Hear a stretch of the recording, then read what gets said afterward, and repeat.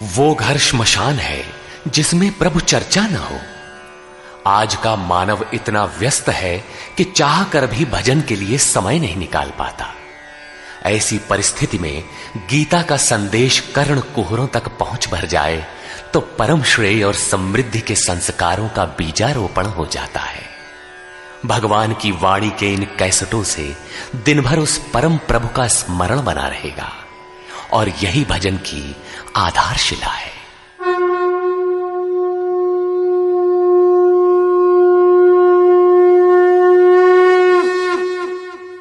ओम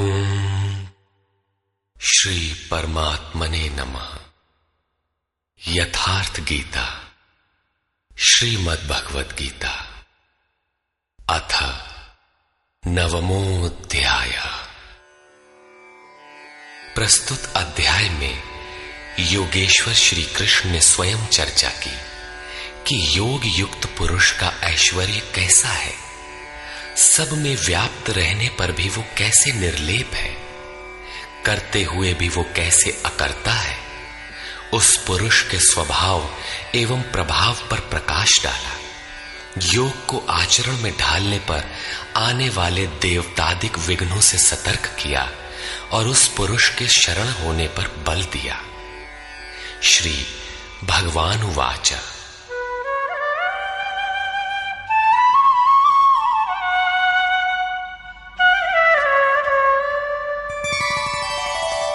इदन्तु ते गुह्यतमम् प्रवक्ष्याम्यनसूयवे ज्ञानं विज्ञानसहितं यज्ञात्वा मोक्ष्यसे शुभात्।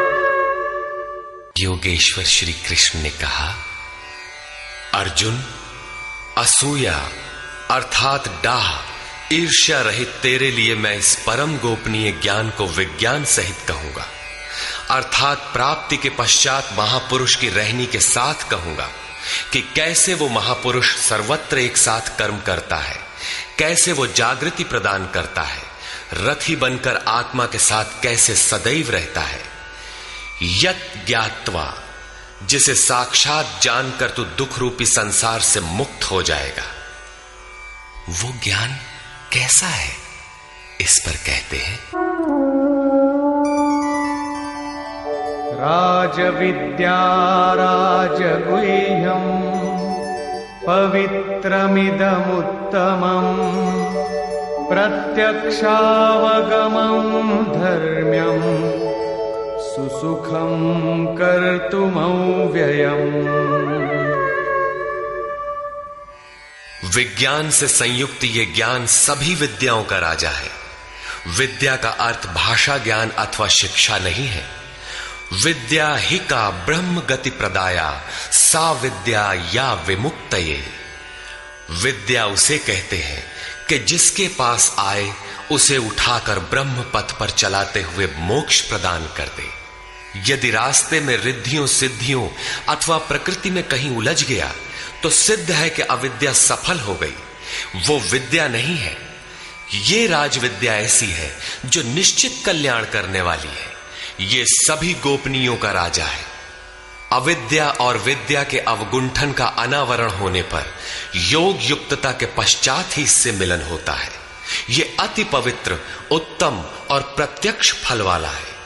इधर करो उधर लो, ऐसा प्रत्यक्ष फल वाला है। ये अंधविश्वास नहीं है कि इस जन्म में साधन करो, फल कभी दूसरे जन्मों में मिलेगा। ये परम धर्म परमात्मा से संयुक्त है।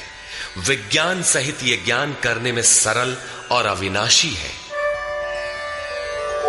अश्रद्धाना पुरुषा धर्मस्यास्य परन्तप अप्राप्य मां निवर्तन्ते मृत्यु संसार वर्त्मनि।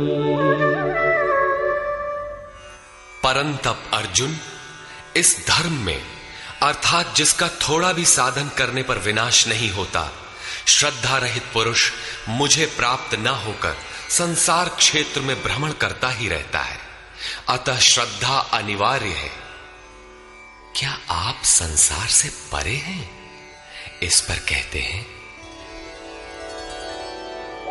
मया ततमिदं सर्वं जगदव्यक्तमूर्तिना मत्स्थानि सर्वभूतानि न चाहं तेष्वस्थितः।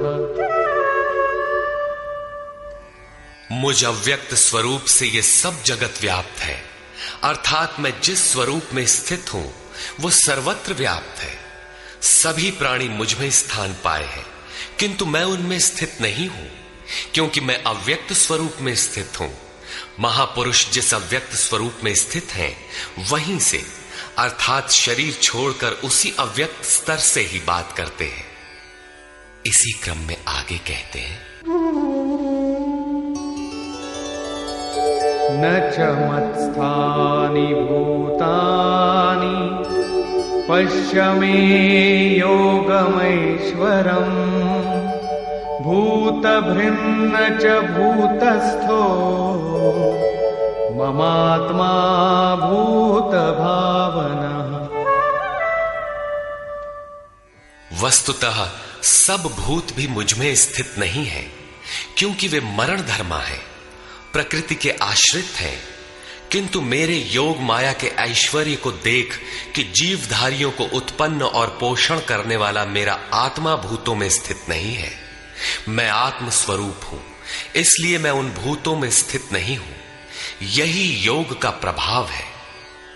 इसको स्पष्ट करने के लिए योगेश्वर श्री कृष्ण दृष्टांत देते हैं।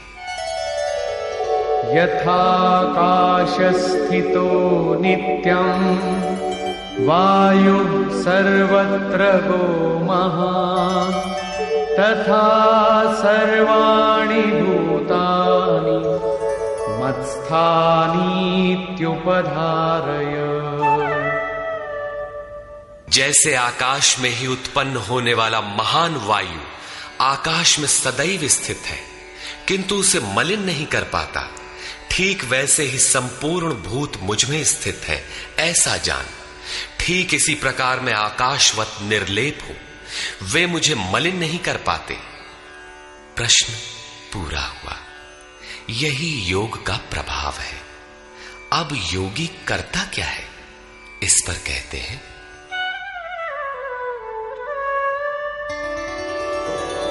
सर्वभूतानि कौन्तेय प्रकृतिं यान्ति मामिकाम् कल्पक्षये पुनस्तानि कल्पादौ विसृजाम्यहम्।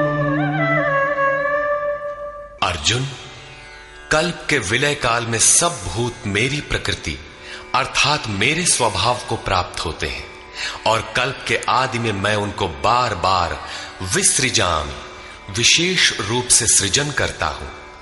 थे तो वे पहले से, किंतु विकृत थे, उन्हीं को रचता हूं, सजाता हूं। जो अचेत हैं उन्हें जागृत करता हूं, कल्प के लिए प्रेरित करता हूं।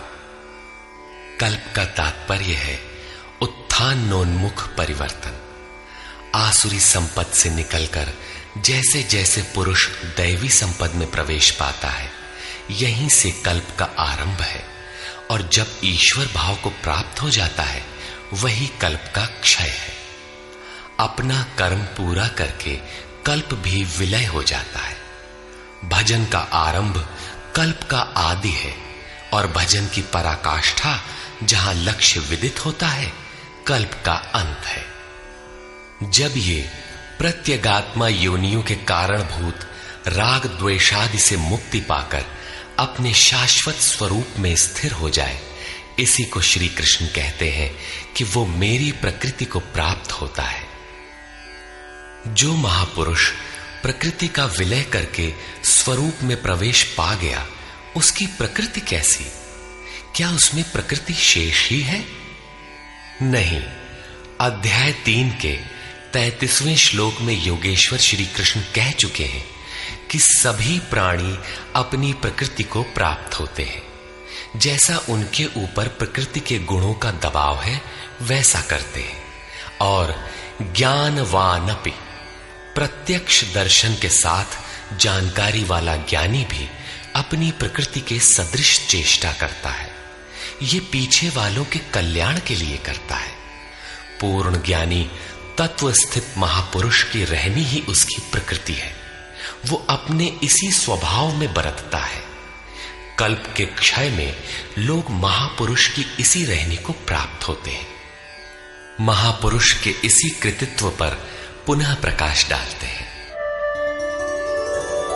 प्रकृतिं स्वामवष्टभ्य विसृजामि पुनः पुनः भूतग्राममिमं कृत्स्नम् अवशं प्रकृतेर्वशात्।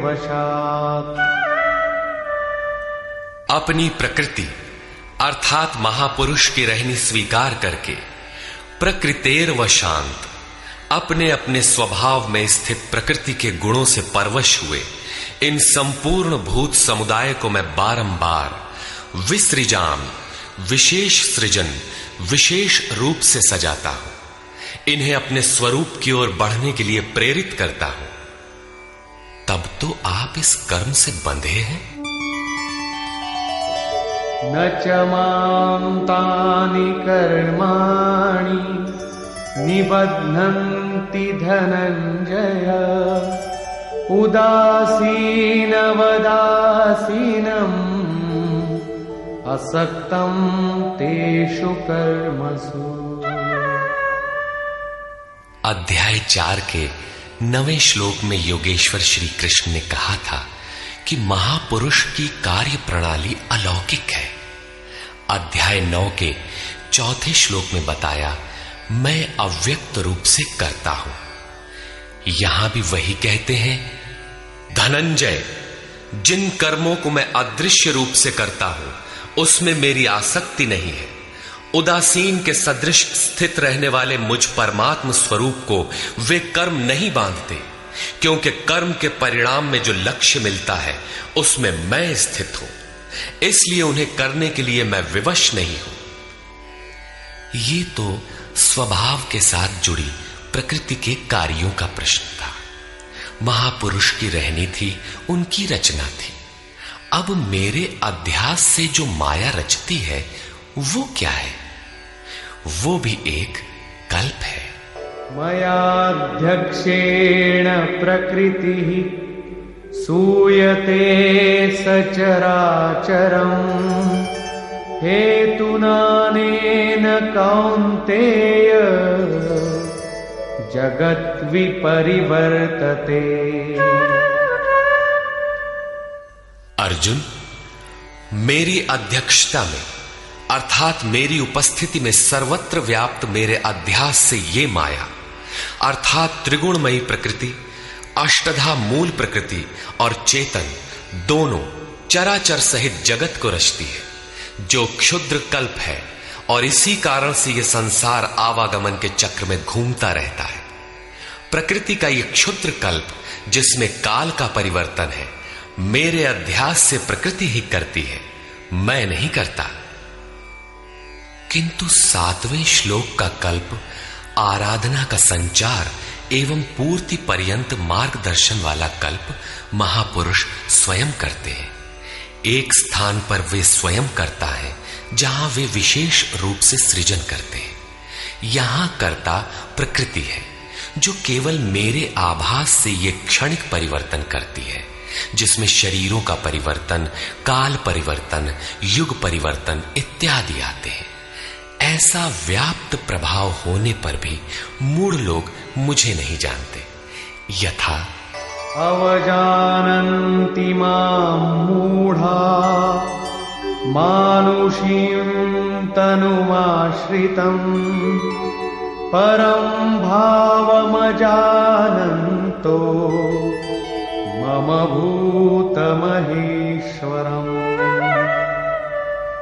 संपूर्ण भूतों के महान ईश्वर रूप मेरे परम भाव को न जानने वाले मूढ़ लोग मुझे मनुष्य शरीर के आधार वाला और तुच्छ समझते हैं। संपूर्ण प्राणियों के ईश्वरों का भी जो महान ईश्वर है, उस परम भाव में मैं स्थित हूं, किंतु हूं मनुष्य शरीरधारी। मूढ़ लोग इसे नहीं जानते, वे मुझे मनुष्य कहकर संबोधित करते हैं। उनका दोष भी क्या है? जब वे दृष्टिपात करते हैं तो महापुरुष का शरीर ही तो दिखाई पड़ता है। कैसे वे समझे कि आप महान ईश्वर भाव में स्थित हैं? वे क्यों नहीं देख पाते? इस पर कहते हैं, मोघाशा मोघ कर्माणो मोघ ज्ञानाविचेतसः राक्षसीमासुरीं चैव प्रकृतिं मोहिनीं श्रिताः। वे वृथा आशा अर्थात जो कभी पूर्ण न हो ऐसी आशा, वृथा कर्म अर्थात बंधनकारी कर्म, वृथा ज्ञान अर्थात जो वस्तुतः अज्ञान है, विचेतसः विशेष रूप से अचेत हुए राक्षसों और असुरों के से मोहित होने वाले स्वभाव को धारण किए होते हैं, अर्थात आसुरी स्वभाव वाले होते हैं। इसलिए मनुष्य समझते हैं असुर और राक्षस मन का एक स्वभाव है, न कि कोई जाति या योनि। आसुरी स्वभाव वाले मुझे नहीं जान पाते, किंतु महात्मा जन मुझे जानते और भजते हैं। महात्मानस्तु मां पार्थ दैवीं प्रकृतिमाश्रिताः भजन्त्यनन्यमनसो ज्ञात्वा भूतादिमौ व्ययम्। हे पार्थ, परंतु दैवी प्रकृति अर्थात दैवी संपत्ति के आश्रित हुए महात्मा जन मुझे सब भूतों का आदिकरण अव्यक्त और अक्षर जानकर अनन्य मन से अर्थात मन के अंतराल में किसी अन्य को स्थान न देकर केवल मुझ में श्रद्धा रखकर निरंतर मुझे भजते हैं। किस प्रकार भजते हैं? इस पर कहते हैं, सततं कीर्तयन्तो मां यतन्तश्च दृढव्रताः नमस्यन्तश्च मां भक्त्या नित्ययुक्ता उपासते। वे निरंतर चिंतन के व्रत में अचल रहते हुए मेरे गुणों का चिंतन करते हैं, प्राप्ति के यत्न करते हैं और मुझे बारंबार नमस्कार करते हुए सदैव मुझसे संयुक्त होकर अनन्य भक्ति से मुझे उपासते हैं, अविरल लगे रहते हैं। कौन सी उपासना करते हैं? कैसा है ये कीर्ति ज्ञान? कोई दूसरी उपासना नहीं, वरन वही यज्ञ जिसे विस्तार से बता आए हैं, उसी आराधना को यहां संक्षेप में योगेश्वर श्री कृष्ण दोहरा रहे हैं। ज्ञानयज्ञेन चाप्यन्ये यजन्तो मामुपासते एकत्वेन पृथक्त्वेन बहुधा विश्वतो मुखम्। उनमें से कोई तो मुझ सर्वव्याप्त विराट परमात्मा को ज्ञान यज्ञ द्वारा यजन करते हैं, अर्थात अपनी लाभ हानि और शक्ति को समझकर इसी नियत कर्म यज्ञ में प्रवृत्त होते हैं। कुछ एकत्व भाव से मेरी उपासना करते हैं कि मुझे इसी में एक होना है, और दूसरे सब कुछ मुझे अलग रखकर मुझे समर्पण करके निष्काम सेवा भाव से मुझे उपासते हैं तथा बहुत प्रकार से उपासते हैं, क्योंकि एक ही यज्ञ के ये सभी ऊंचे नीचे स्तर हैं। यज्ञ का आरंभ सेवा से ही होता है, किंतु उसका अनुष्ठान होता कैसे है? योगेश्वर श्री कृष्ण कहते हैं, यज्ञ मैं करता हूं। यदि महापुरुष रथी न हो तो यज्ञ पार नहीं लगेगा। उन्हीं के निर्देशन में साधक समझ पाता है कि अब वो किस स्तर पर है, कहां तक पहुंच सका है। वस्तुतः यज्ञकर्ता कौन है? इस पर योगेश्वर श्री कृष्ण कहते हैं, अहं क्रतुरहं यज्ञः स्वधाहमहमौषधम् मन्त्रोऽहमहमेवाज्यम् अहमग्निरहं हुतम्। कर्ता मैं हूं। वस्तुतः कर्ता के पीछे प्रेरक के रूप में सदैव संचालित करने वाला इष्ट ही है। कर्ता द्वारा जो पार लगता है मेरी देन है। यज्ञ मैं हूं। यज्ञ आराधना की विधि विशेष है। पूर्ति काल में यज्ञ जिसका सृजन करता है, उस अमृत का पान करने वाला पुरुष सनातन ब्रह्म में प्रवेश पा जाता है। स्वधा मैं हूं अर्थात अतीत के अनंत संस्कारों का विलय करना, उन्हें तृप्त कर देना मेरी देन है। भवरोग को मिटाने वाली औषधि मैं हूं। मुझे पाकर लोग इस रोग से निवृत्त हो जाते हैं। मंत्र मैं हूं। मन को श्वास के अंतराल में निरोध करना मेरी देन है। इस निरोध क्रिया में तीव्रता लाने वाली वस्तु आज्य अर्थात हवि भी मैं हूं। अग्नि मैं हूं। मेरे ही प्रकाश में मन की सभी प्रवृत्तियां विलय होती हैं तथा हवन अर्थात समर्पण भी मैं ही हूं। यहां योगेश्वर श्री कृष्ण बार बार मैं हूं कह रहे हैं। इसका आशय मात्र इतना है कि मैं ही प्रेरक के रूप में आत्मा से अभिन्न होकर खड़ा हो जाता हूं तथा निरंतर निर्णय देते हुए योग क्रिया को पूर्ण कराता हूं। इसी का नाम विज्ञान है। पूज्य महाराज जी कहा करते थे कि जब तक इष्ट देव रथी होकर श्वास प्रश्वास पर रोकथाम न करने लगे तब तक भजन आरंभ ही नहीं होता।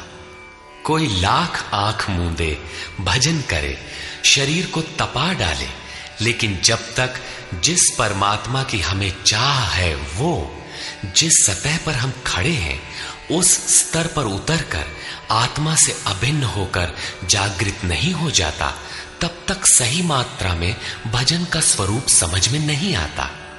इसीलिए महाराज जी कहते थे, मेरे स्वरूप को पकड़ो मैं सब दूंगा। श्री कृष्ण कहते हैं, सब मुझसे होता है। पिताहमस्य जगतो माता धाता पितामहः वेद्यं पवित्रमोंकार ऋक्सामयजुरेव च।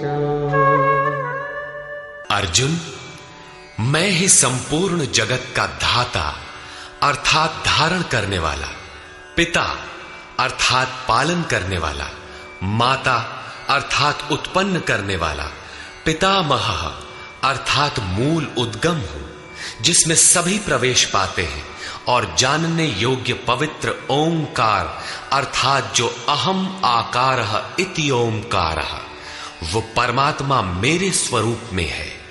सोहम, तत्वमसि इत्यादि एक दूसरे के पर्याय हैं।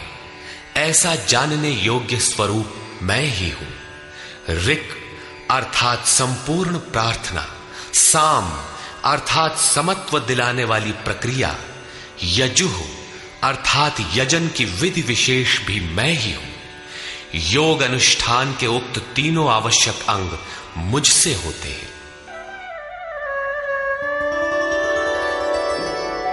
गतिर्भर्ता प्रभु साक्षी निवास शरणं सुहृत् प्रभवः प्रलय स्थानं निधानं बीजमव्ययम्। हे अर्जुन, गति अर्थात प्राप्त होने योग्य परम गति, भर्ता भरण पोषण करने वाला, सबका स्वामी, साक्षी अर्थात दृष्टा रूप में स्थित सबको जानने वाला, सबका वास स्थान शरण लेने योग्य, अकारण प्रेमी मित्र, उत्पत्ति और प्रलय अर्थात शुभाशुभ संस्कारों का विलय तथा अविनाशी कारण मैं ही हूं, अर्थात अंत में जिनमें प्रवेश मिलता है वे सारी विभूतियां मैं ही हूं। तपाम्यहमहं वर्षं निगृह्णाम्युत्सृजामि च अमृतं चैव मृत्युश्च सदसच्चाहमर्जुन। मैं सूर्य रूप से तपता हूं, वर्षा को आकर्षित करता हूं, मृत्यु से परे अमृतत्व तथा मृत्यु, सत और असत सब कुछ मैं ही हूं, अर्थात जो परम प्रकाश प्रदान करता है वो सूर्य मैं ही हूं। कभी कभी भजने वाले मुझे असत भी मान बैठते हैं, वे मृत्यु को प्राप्त होते हैं। इस प्रकार कहते हैं, त्रैविद्या मां सोमपाः पूतपापाः यज्ञैरिष्ट्वा स्वर्गतिं प्रार्थयन्ते ते पुण्यमासाद्य सुरेन्द्रलोकम् अश्नन्ति दिव्यान् दिवि देवभोगान्। आराधना विद्या के तीनों अंग ऋक्, साम और यजु अर्थात प्रार्थना, समत्व की प्रक्रिया और यजन का आचरण करने वाले, सोम अर्थात चंद्रमा के क्षीण प्रकाश को पाने वाले, पाप से मुक्त होकर पवित्र हुए पुरुष उसी यज्ञ की निर्धारित प्रक्रिया द्वारा मुझे इष्ट रूप में पूजकर स्वर्ग के लिए प्रार्थना करते हैं। यही असत की कामना है जिससे वे मृत्यु को प्राप्त होते हैं, उनका पुनर्जन्म होता है, जैसा पिछले श्लोक में योगेश्वर ने बताया। वे पूजते मुझे ही हैं, उसी निर्धारित विधि से पूजते हैं, किंतु बदले में स्वर्ग की याचना करते हैं। वे पुरुष अपने पुण्य के फल स्वरूप इंद्रलोक को प्राप्त होकर स्वर्ग में देवताओं के दिव्य भोग भोगते हैं, अर्थात ये भोग भी मैं ही देता हूं। ते तं भुक्त्वा स्वर्गलोकं विशालम् क्षीणे पुण्ये मर्त्यलोकं विशन्ति एवं त्रयी धर्ममनुप्रपन्ना गतागतं काम कामा लभन्ते। वे उस विशाल स्वर्ग को भोग कर पुण्य क्षीण होने पर मृत्युलोक अर्थात जन्म मृत्यु को प्राप्त होते हैं। इस प्रकार त्रयी धर्मम प्रार्थना, समत्व एवं यजन की तीनों विधियों से एक ही यज्ञ का अनुष्ठान करने वाले मेरे शरण हुए भी कामना वाले पुरुष बारंबार जाने आने को अर्थात पुनर्जन्म को प्राप्त होते हैं।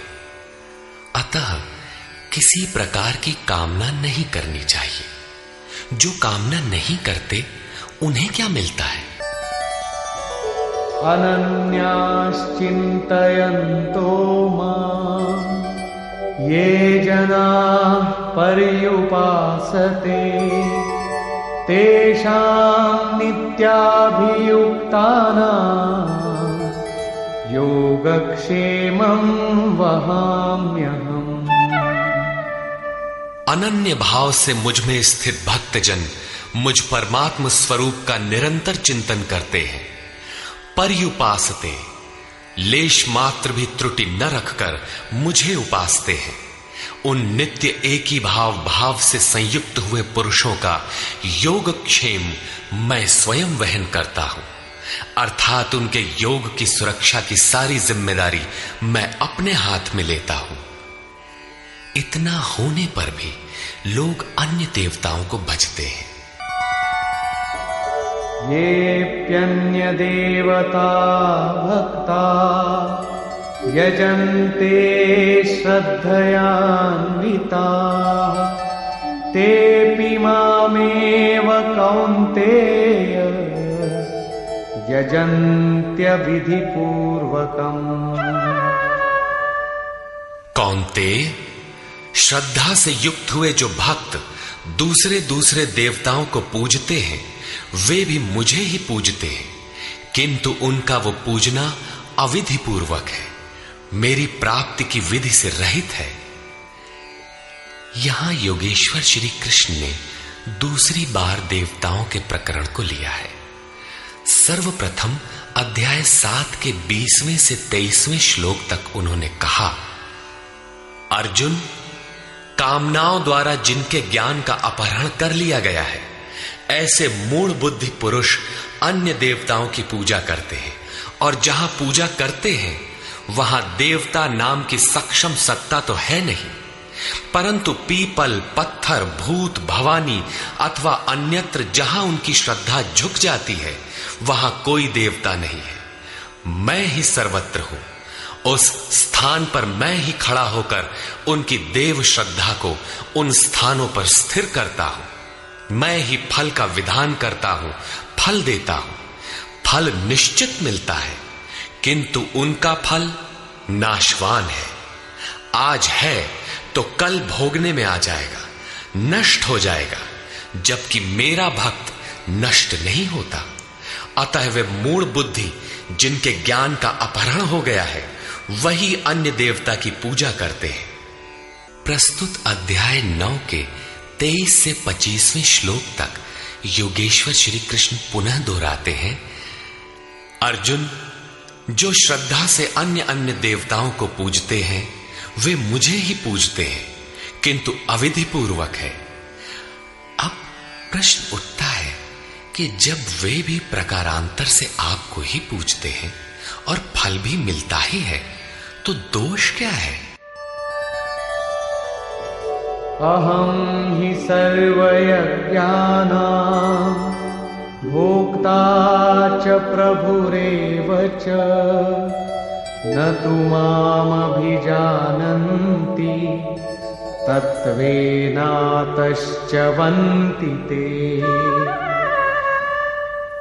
संपूर्ण यज्ञों का भोक्ता अर्थात यज्ञ जिसमें विलय होते हैं, यज्ञ के परिणाम में जो मिलता है वो मैं हूं और स्वामी भी मैं ही हूं, परंतु वे मुझे तत्व से भली प्रकार नहीं जानते, इसलिए च्यवंती गिरते हैं, अर्थात वे कभी अन्य देवताओं में गिरते हैं और तत्व से जब तक नहीं जानते तब तक कामनाओं से भी गिरते हैं। उनकी गति क्या है? यान्ति देवव्रता देवान् पितॄन् यान्ति पितृव्रता भूतानि यान्ति भूतेजा यान्ति मद्याजिनोऽपि माम्। अर्जुन, देवताओं को पूजने वाले देवताओं को प्राप्त होते हैं। देवता हैं तो परिवर्तित सत्ता, वे अपने सदकर्मानुसार जीवन व्यतीत करते हैं। पितरों को पूजने वाले पितरों को प्राप्त होते हैं, अर्थात अतीत में उलझे रहते हैं। भूतों को पूजने वाले भूत होते हैं, शरीर धारण करते हैं, और मेरा भक्त मुझे प्राप्त होता है। वे मेरे साक्षात स्वरूप होते हैं, उनका पतन नहीं होता। इतना ही नहीं, मेरी पूजा का विधान भी सरल है। पत्रं पुष्पं फलं तोयं यो मे भक्त्या प्रयच्छति तदहं भक्त्युपहृतम् अश्नामि प्रयतात्मनः। भक्ति का आरंभ यहीं से है कि पत्र, पुष्प, फल, जल इत्यादि जो कोई मुझे भक्ति पूर्वक अर्पित करता है, मन से प्रयत्न करने वाले उस भक्त का वो सब मैं खाता हूं, अर्थात स्वीकार करता हूं। इसलिए यत्करोषि यदश्नासि यज्जुहोषि ददासि यत्तपस्यसि कौन्तेय तत्कुरुष्व मदर्पणम्। अर्जुन, तू जो कर्म अर्थात यथार्थ कर्म करता है, जो खाता है, जो हवन करता है, समर्पण करता है, दान देता है, मन सहित इंद्रियों को जो मेरे अनुरूप तपाता है, वो सब मुझे अर्पण कर, अर्थात मेरे प्रति समर्पित होकर ये सब कर। समर्पण करने से योग के क्षेत्र की जिम्मेदारी मैं ले लूंगा।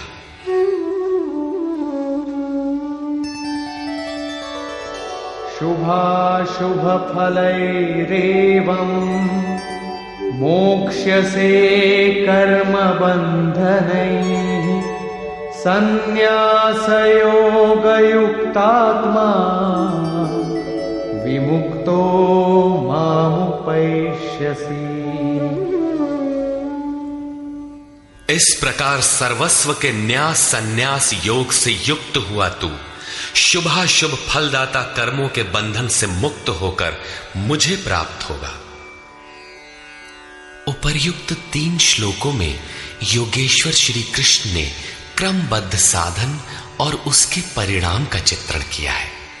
पहले पत्र पुष्प फल जल का पूर्ण श्रद्धा से अर्पण, दूसरे समर्पित होकर कर्म का आचरण और तीसरे पूर्ण समर्पण के साथ सर्वस्व का त्याग।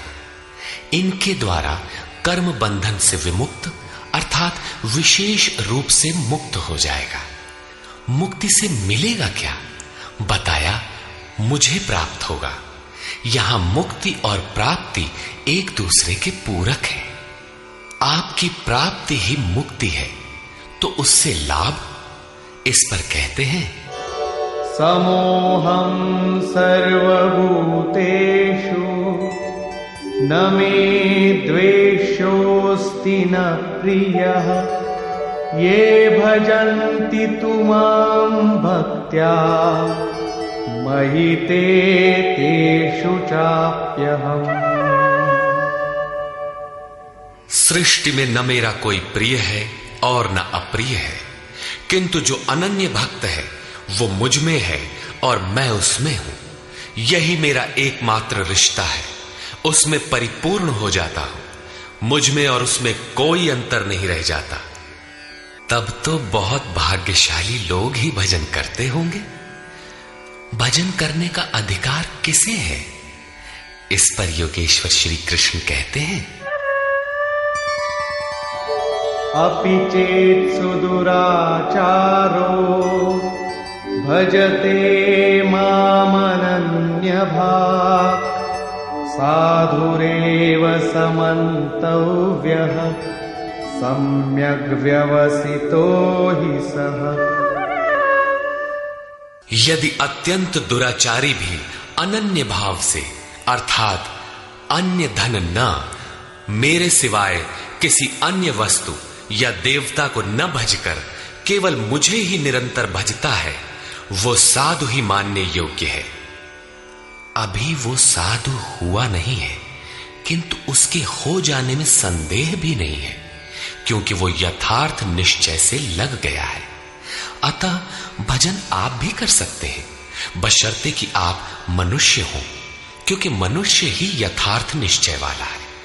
गीता पापियों का उद्धार करती है और वो पथिक क्षिप्रं भवति धर्मात्मा शश्वच्छान्तिं निगच्छति कौन्तेय प्रतिजानीहि न मे भक्तः प्रणश्यति। इस भजन के प्रभाव से वो दुराचारी भी शीघ्र ही धर्मात्मा हो जाता है, परम धर्म परमात्मा से संयुक्त हो जाता है तथा सदैव रहने वाली परम शांति को प्राप्त होता है। कौन्तेय, तो निश्चय पूर्वक सत्य जान कि मेरा भक्त कभी नष्ट नहीं होता। यदि एक जन्म में पार नहीं लगा तो अगले जन्मों में भी वही साधन करके शीघ्र ही परम शांति को प्राप्त होता है। अतः सदाचारी दुराचारी सभी को भजन करने का अधिकार है। इतना ही नहीं, अपितु मां हि पार्थ व्यपाश्रित्य येऽपि स्युः पापयोनयः स्त्रियो वै वैश्यास्तथा शूद्राः तेऽपि यान्ति परां गतिम्।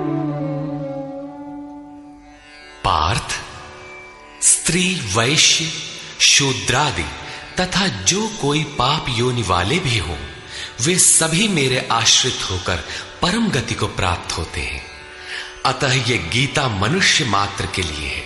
चाहे वो कुछ भी करता हो, कहीं भी पैदा हुआ हो, सबके लिए ये एक समान कल्याण का उपदेश करती है। गीता सार्वभौम है। पाप योनि अध्याय 16 के 7वें से 21वें श्लोक तक आसुरी वृत्ति के लक्षणों के अंतर्गत भगवान ने बताया कि जो शास्त्र विधि का त्याग कर नाम मात्र के यज्ञों द्वारा दंभ से यजन करते हैं, वे नरों में अधम है। यज्ञ है नहीं किंतु नाम दे रखा है और दंभ से यजन करता है, वो क्रूर कर्मी और पापाचारी अर्थात पाप योनि है। वैश्य, शूद्र भगवत पथ की सीढ़ियां हैं। स्त्रियों के प्रति कभी सम्मान, कभी हीनता की भावना रही है, किंतु योग प्रक्रिया में स्त्री और पुरुष दोनों का समान ही प्रवेश है। किम पुनर्ब्राह्मणा पुण्या भक्ता राजर्षयस्तथा अनित्यमसुखं लोकम् इमं प्राप्य भजस्व माम्। फिर तो ब्राह्मण तथा राजर्षि क्षत्रिय श्रेणी के भक्तों के लिए कहना ही क्या है। ब्राह्मण एक अवस्था विशेष है जिसमें ब्रह्म में प्रवेश दिला देने वाली सारी योग्यताएं विद्यमान है। शांति, आर्जव, अनुभवी, उपलब्धि, ध्यान और इष्ट के निर्देशन पर जिसमें चलने की क्षमता है, यही ब्राह्मण की अवस्था है। राजर्षि क्षत्रिय में रिद्धियों सिद्धियों का संचार, शौर्य, स्वामी भाव, पीछे न हटने का स्वभाव रहता है। इस योग स्तर पर पहुंचे हुए योगी तो पार होते ही हैं, उनके लिए क्या कहना है।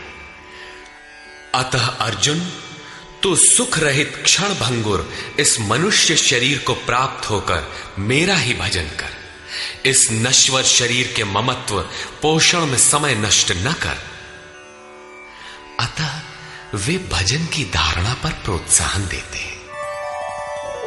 मन्मना भव मद्भक्तो मद्याजी मां नमस्कुरु मामे वैश्यसि युक्त्वैवम् आत्मानं मत्परायणः। अर्जुन, मेरे में ही मन वाला हो, सिवाय मेरे दूसरे भाव मन में ना आने पाए।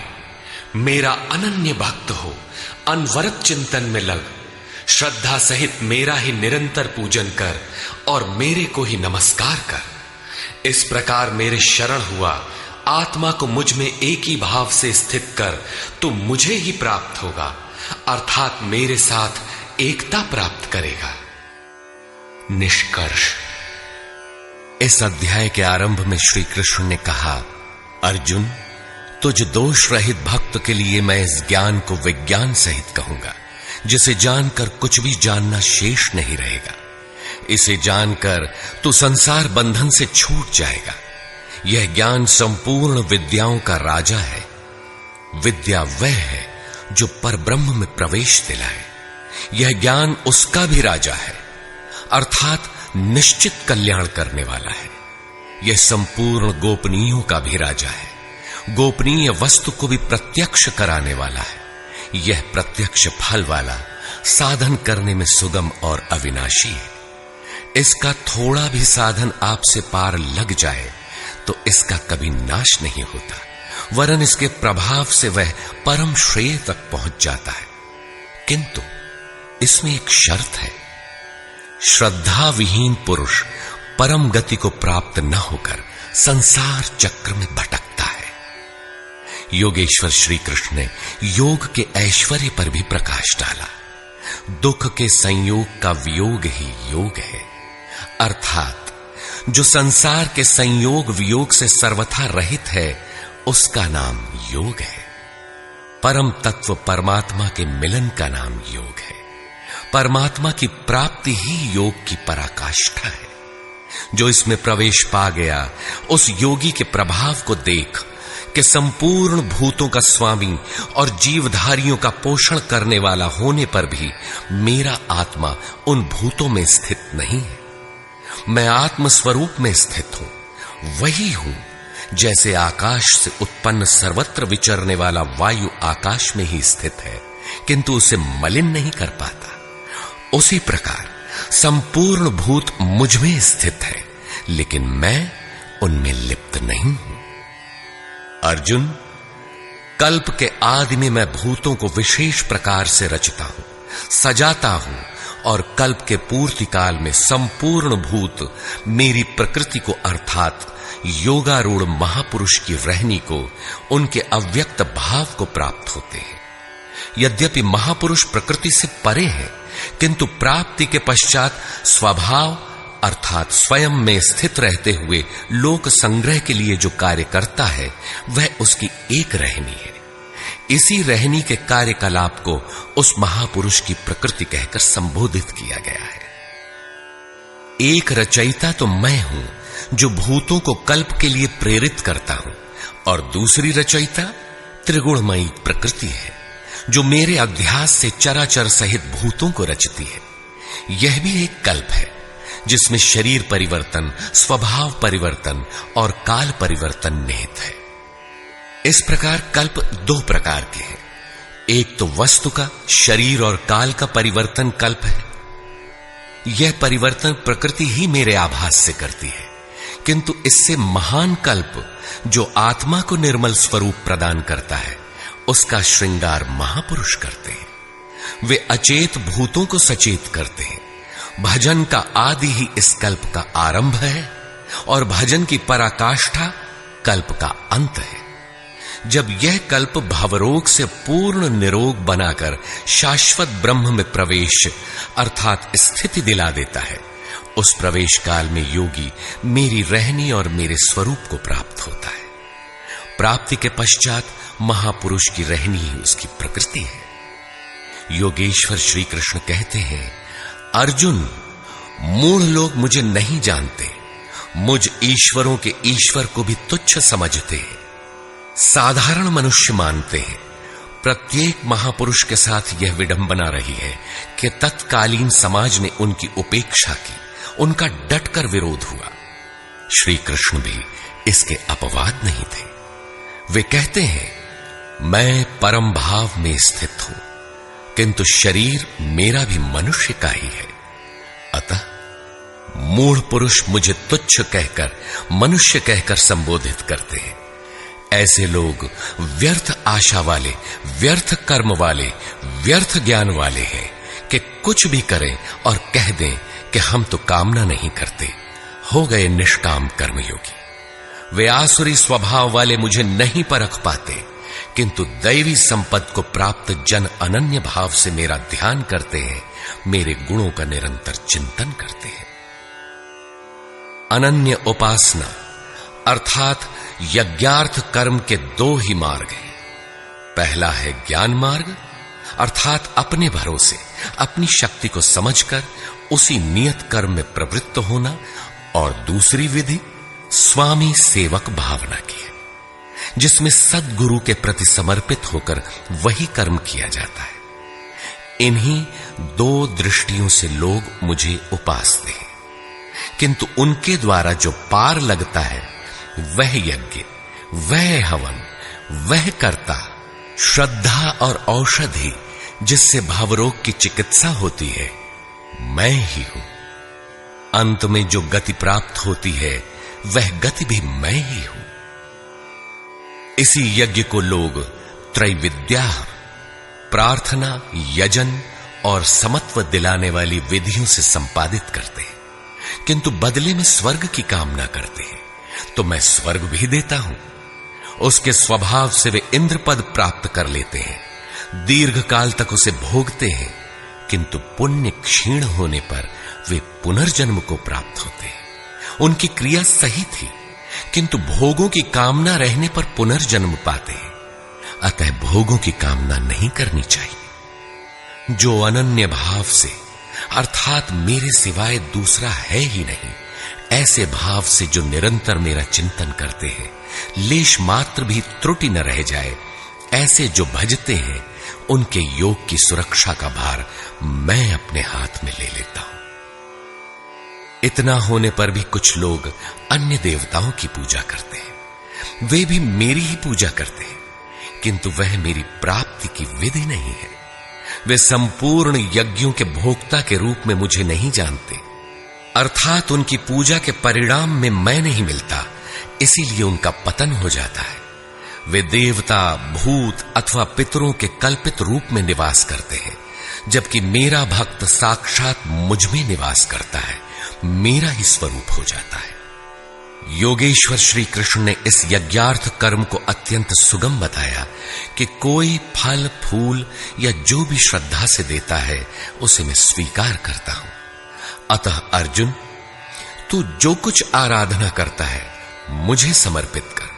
जब सर्वस्व का न्यास हो जाएगा, तब योग से युक्त हुआ तू कर्मों के बंधन से मुक्त हो जाएगा, और वह मुक्ति मेरा ही स्वरूप है। दुनिया में सब प्राणी मेरे ही हैं।